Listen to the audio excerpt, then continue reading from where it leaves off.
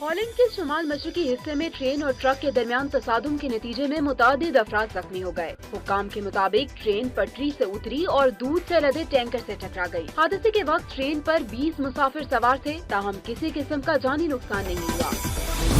इराकी शहर मूसल में फोर्सेज और दाइश के दरमियान जंग जारी है। इराकी फौज ने मूसल शहर का कब्जा छुड़ाने के लिए गुज़श्ता माह से ऑपरेशन शुरू कर रखा है और बहुत से अहम अहदाफ हासिल कर लिए हैं। ताहम सरकारी फोर्सेज को अक्सरियत पसंदों की जानिब से शदीद मुज़ाहनत का सामना है। शामी और रूसी फोर्सेज ने शिद्दत पसंदों के ज़ेरे असर इलाकों का कब्जा छुड़ाने के लिए कार्रवाइयाँ तेज कर दी हैं। तर्जुमान रूसी वजारत दिफा के मुताबिक शाम में दाइश के मुख्तलिफ ठिकानों पर लड़ाका तैयारों से बमबारी की गई है और मुतअद्दिद असलहा डिपो तबाह कर दिए गए हैं। यमन में हौसियों के जेरे कब्जा इलाके में इत्तेहादी अफवाज की बमबारी से 22 हौसी बागी हलाक हो गए। जराये का कहना है कि हमले में एक अहम बागी कमांडर शदीद जख्मी भी हुआ, जिसकी हलाकत की इत्तलात हैं।